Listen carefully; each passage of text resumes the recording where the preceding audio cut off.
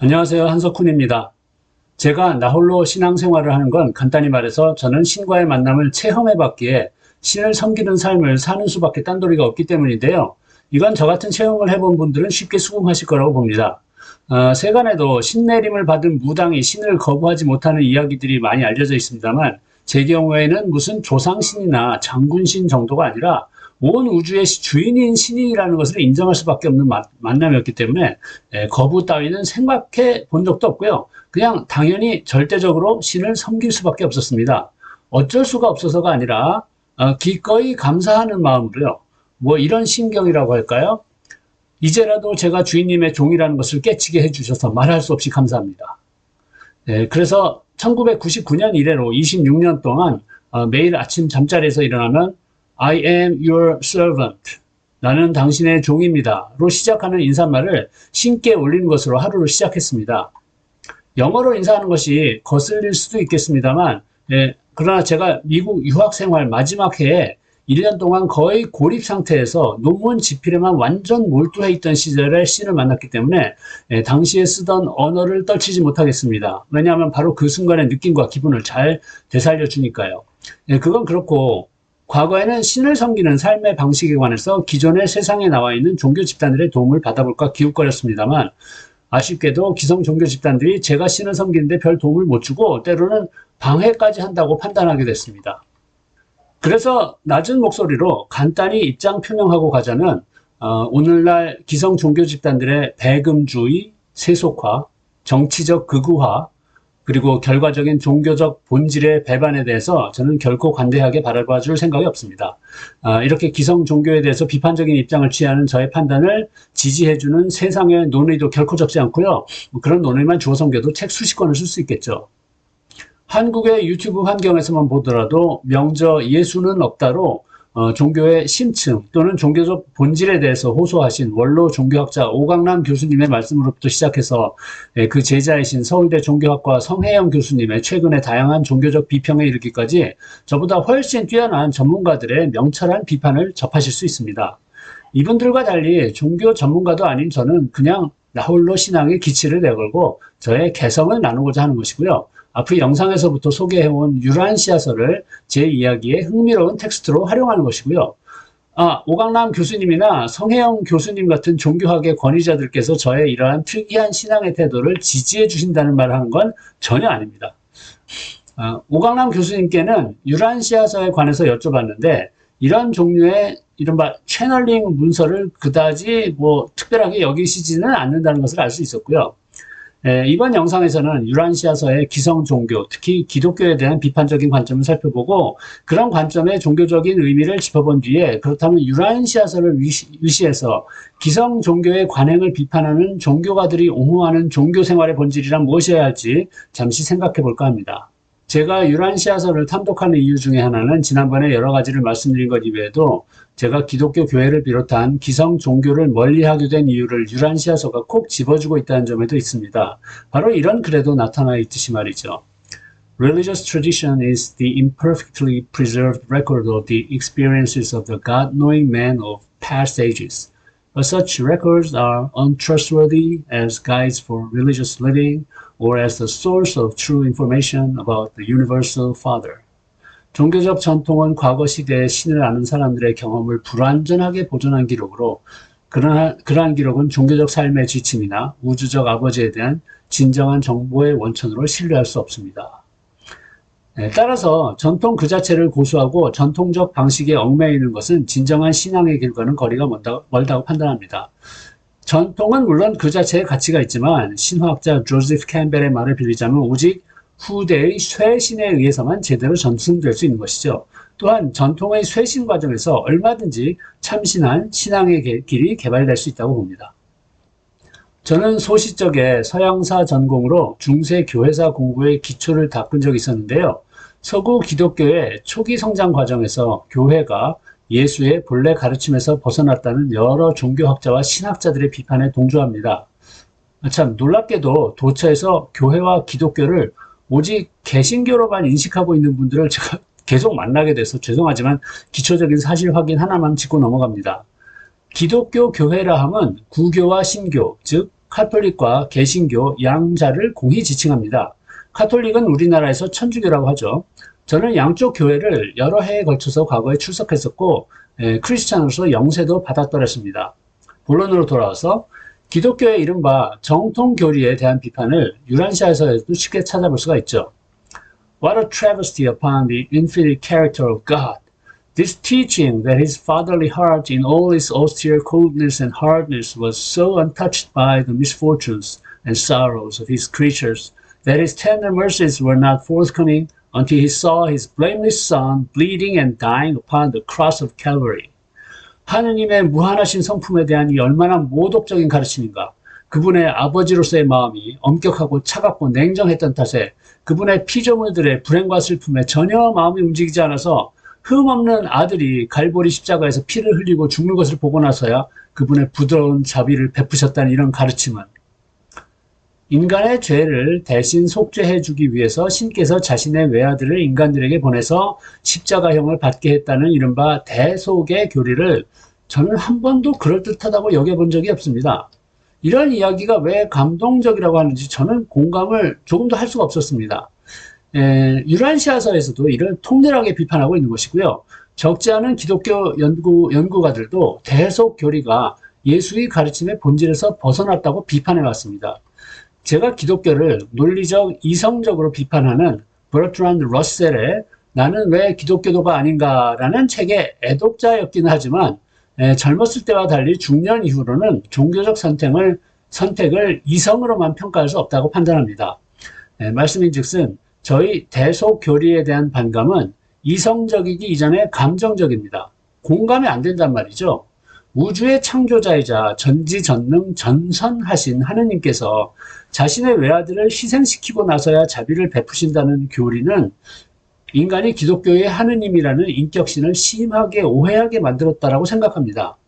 적어도 제가 체험해서 아는 하느님은 사랑이 본질입니다. 유란시아서는 기독교를 벗어나 종교 전통 일반에 대해서도 이렇게 비판합니다. If religion is to stimulate individual development of character and augment integration of personality, it must not be standardized. If it is to stimulate evaluation of experience and serve as a value lure, it must not be stereotyped. If religion is to promote supreme loyalties, it must not be formalized. 종교가 개인의 인격 발달을 촉진하고 인격 통합을 증진하는 것이라면 결코 표준화되어서는 안 됩니다. 종교가 경험에 대한 평가를 촉진하고 가치 있는 유혹의 역할을 하는 것이라면 결코 고정관념에 사로잡혀서는 안 됩니다. 종교가 최고의 충성심을 고취하는 것이라면 결코 형식화되어서는 안 됩니다. 가치 있는 유혹의 역할, 아주 심오한 말이라고 생각합니다. 나중에 이런 말씀에 대해서 다시 이야기할 기회가 있을 것입니다. 또 간명하게 이렇게도 말하고 있습니다. It is far better to have a religion without a church than a church without religion. 종교가 없는 교회보다 교회가 없는 종교가 훨씬 낫습니다. 바로 저의 입장하고 통하는 선언이 아닐 수 없습니다. 교회를 중시하는 한국의 수많은 기독교 신도들의 미움을 한몸에 받을 말이겠습니다만 기독교의 본질이 미움이 아니라 사랑이라는 점을 강조하고 싶습니다. 사실 저 말고도 예전부터 이런 주장을 펼친 분들은 많으신데요. 유명한 분들 예를 들어보죠. 일본의 유명한 비교회주의자 우치무라 칸조의 사상에 예전에 큰 매혹을 느꼈습니다. 비교회는 교회가 없는 이들을 위한 교회입니다.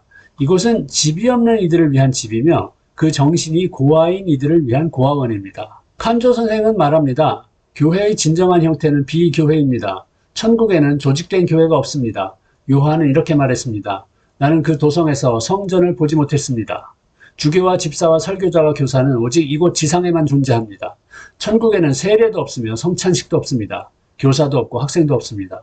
그러나 당연하게도 우리가 이 지상에 머무르고 있는 이상 우리는 교회를 필요로 합니다. 어떤 이들은 인간의 손으로 지어진 교회에 참여할 것입니다. 그곳에서 그들은 하느님을 찬양할 것이며 그의 말씀을 들을 것입니다. 어떤 교회들은 돌로 지어질 것이며 또 어떤 교회들은 벽돌로 또 다른 교회들은 나무로 지어질 것입니다. 하지만 우리 모두가 이런 종류의 교회들을 필요로 하는 것은 아닙니다. 조직된 기독교에 소속되지 않은 많은 기독교도가 있다는 것은 많은 집 없는 아이들이 있다는 사실과 유사합니다. 그러나 우리들 중 조직된 기독교에 속하지 않는 이들도 이 지상에 존재하고 있는 동안은 어떤 종류인가의 교회를 필요로 합니다. 저에게는 지극히 상식적인 것처럼 들리는 이와 같은 주장이 어떤 기독교 신자들에게는 용서할 수 없는 사탄의 주장으로 들린가 봅니다. 위의 글 중에 다음 한 문장에 초점을 맞추고 싶습니다. 우리 모두가 이런 종류의 교회들을 필요로 하는 것은 아닙니다. 그러니까 우리 모두는 똑같은 단일종이 아니고 다양한 개성을 가지고 있으며 따라서 교회 조직에 속하는 것을 선택하는 이도 있는 반면 아무 조직도 선택하지 않는 이도 있다는 것을 담담하게 인정하고 있는 것입니다. 저는 교회에 안 나가면 지옥에 떨어진다는 인식을 떠받치고 있는 독단을 비판하고자 하는 것입니다. 교회에 나감으로써 훌륭한 신앙생활을 영위할 수 있는 이가 있는가 하면 교회에 나가는 것이 오히려 신앙생활에 방해만 일으키기 때문에 혼자 독학하듯이 신앙생활을 추구하는 편이 나은 이도 있을 것입니다. 물론 몇 번 말한 적이 있지만 은둔형 외톨이의 궁극 목적이 은둔 그 자체는 아니라고 믿습니다. 히키코모리도 결국에는 공동체와 사회로 향해야 하니까요. 저 자신이 워낙 사회성이 부족한 인간이지만 사회성은 인간의 숙명이자 본질이라고 믿습니다. 따라서 비록 지금 제가 은둔형으로 나홀로 신앙생활을 지속하지만 결과적으로 궁극적으로는 세상에 유익을 주는 결실을 만든다는 뚜렷한 방향성을 견지합니다. 조직화된 종교의 해악을 극복하기를 촉구한 인도 출신의 구루 지두 크리슈나무르티의 별의 교단 해체 선언문이 유명한데요. 제가 예전부터 좋아하는 글입니다. 그 중에 몇 구절만 살펴보죠. 크리슈나무르티의 별의 교단 해체 선언문. 진리란 길이 나 있지 않는 땅과 같아서 그 어떤 길로도 어떤 종교로도 어떤 교파로도 그것에 다다를 수 없다. 당신이 누군가를 따르게 되는 그 순간 당신은 진리를 따를 것을 중단하게 됩니다. 그들이 모든 두려움으로부터 자유롭게 되기를 바랍니다. 종교에 대한 두려움으로부터, 구원에 대한 두려움으로부터, 영성에 대한 두려움으로부터, 사랑에 대한 두려움으로부터, 죽음에 대한 두려움으로부터, 삶 그 자체에 대한 두려움으로부터. 어떻게 삶의 모든 비본질적인 것들을 치워버릴 수 있었는지요? 그것만이 판단의 기준이 됩니다. 당신이 어떤 면에서 더 자유롭고 더 위대해졌으며 헛되고 비본질적인 것들에 기초한 모든 사회에게 더 위험스러운 존재가 되었는지. 여러분은 모두 자신의 영성을 위해서 다른 누군가에게 의존하고 있으며 자신의 행복을 다른 누군가에게, 자신의 깨달음을 다른 누군가에게 의존하고 있습니다. 진리란 한 사람 속에 있기 때문입니다.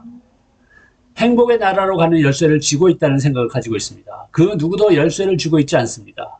그 누구도 그러한 열쇠를 쥘 권한을 갖고 있지 않습니다. 그 열쇠는 바로 여러분 자신이며 그 자신을 개발하고 정화하여 완벽하게 할 때만 비로소 영원의 왕국이 도래하는 것입니다.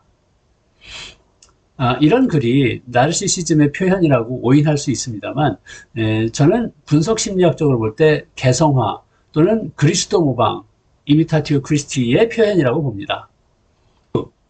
한국을 대표하는 거대 교회인 사랑의 교회를 초창기에 일구셨던 옥한흠 목사께서 살아생전에 이렇게 개탄하셨죠.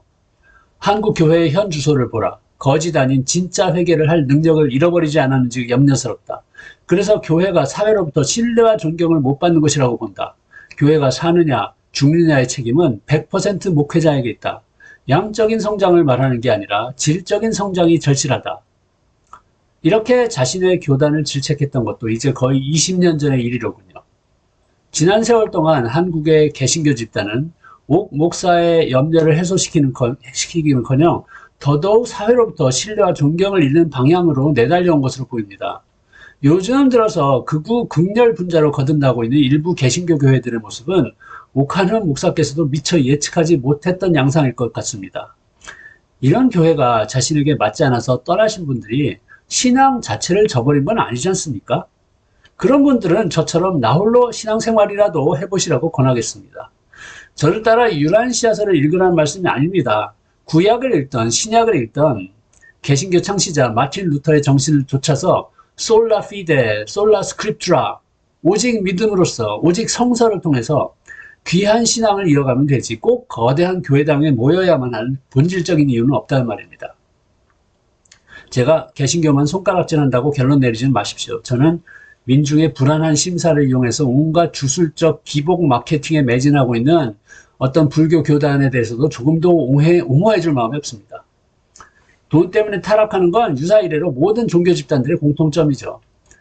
카톨릭, 천주교에 대해서도 비판할 거리가 꽤 있지만 그래도 오늘날 한국의 천주교 교회는 기독교적 본질인 사랑이라는 기준을 놓고 볼 때 상대적으로 긍정적으로 평할 면모들을 갖추고 있다고 저는 생각합니다.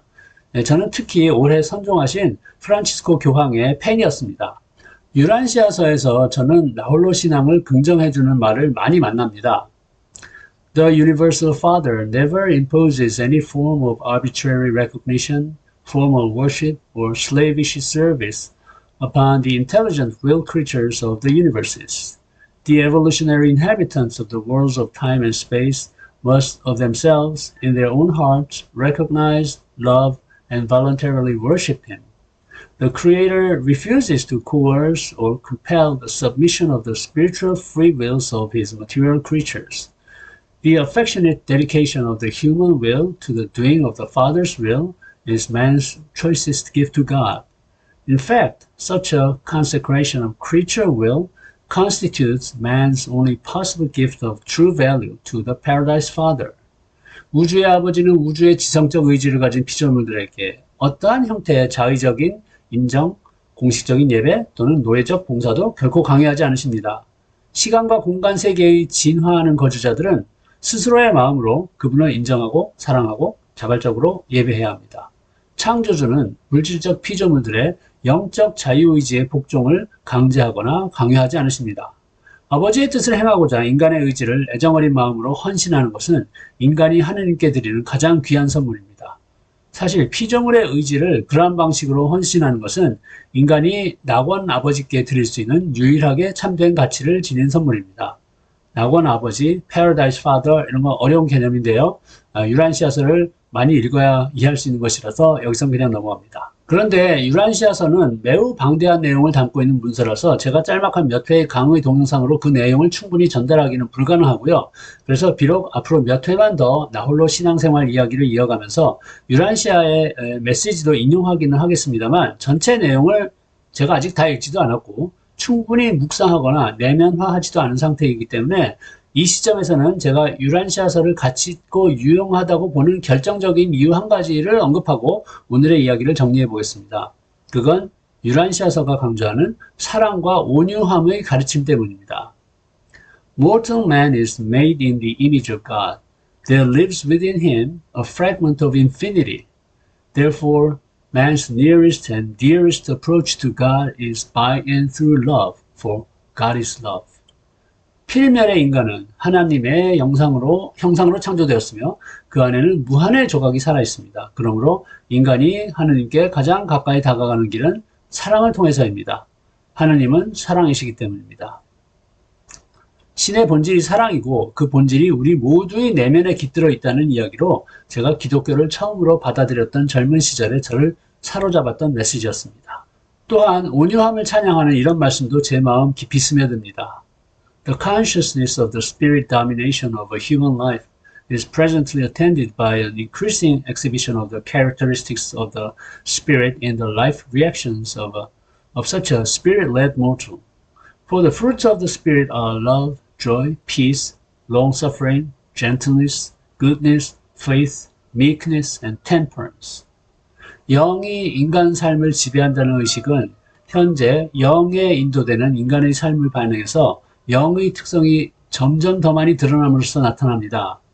영의 열매는 사랑, 기쁨, 평화, 오래 참음, 온유, 착함, 믿음, 순함, 절제입니다.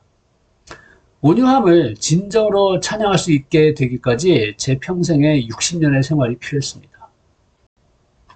저의 졸저, 융심리학이 밝혀준 추억 속 만화의 비밀의 결론 부분에서 주인공의 입을 빌어서 온유함에 대한 결의를 외치고 있습니다. 약자의 무기는 지배력이나 무력이 아니라 인내와 온유함일 수밖에 없다. 루저, 약자의 온유함이란 얼마나 비겁하고 볼품없는가. 온유한 자가 복을 받는다고 했는데 그따위 말은 다 루저들의 자기 위안이나 변명에 불과한 걸까? 하지만 무적의 승자인 아톰도 온유하지 않았는가? 나는 아톰을 닮고 싶었지만 아톰과 같은 영웅적인 힘은 전무했다. 무적의 힘이 있는 아톰이 온유한 것은 지당하지만 나약한 내가 진정으로 온유해지는 것은 지난한 일이다. 왜냐하면 약자는 남들을 품어줄 만큼 크지가 못하기 때문이다. 헌데 만약에 말이다. 태생적인 약자가 그 지난한 일을 해낸다면 그건 실로 영웅적인 일이 아니겠는가? 내가 진정으로 온유해질 수 있다면 정말 영웅적이지 않겠는가? 갑자기 내면의 음성이 큰 울림처럼 뛰쳐나온다. 온유한 자는 복이 있나니 그들이 세상의 약자들을 어루만져 줄 것이다. 황금박쥐가, 벤베라베로가, 아토미, 009가, 마징가가, 원더우먼이, 치히로가 나에게 그렇게 해주었듯이 나도 나약하고 추한 나 자신을 온유하게 보듬어 줄 수만 있다면, 그래서 파괴된 마징가 제트가 위대한 그레이트 마징가로 부활했듯이 루저인 나도 새로운 나의 이야기를 쓸 수 있다면, 젊은 시절의 저에게 온유함을 가르쳐 준 것이 기독교였고, 사랑을 구현하는 온유함의 가치를 기독교 교회가 회복하기를 기원합니다. 진정으로 온유해지는 것은 저희 인생의 종반부의 최종 과제입니다. 저는 나홀로 신앙생활로 그 과제를 어느 정도 수행할 수 있을 것으로 희망합니다. 그러다가 나홀로를 뛰어넘는 특이점에 도달할지도 모른다는 추측도 합니다. 그러나 그때까지 일단 나 혼자서라도 신앙생활을 계속할 것입니다. 다음번에는 나홀로 신앙생활에 도움을 주는 유란시아서의 매우 독특하고도 매력적인 부분들을 소개하겠습니다. 감사합니다.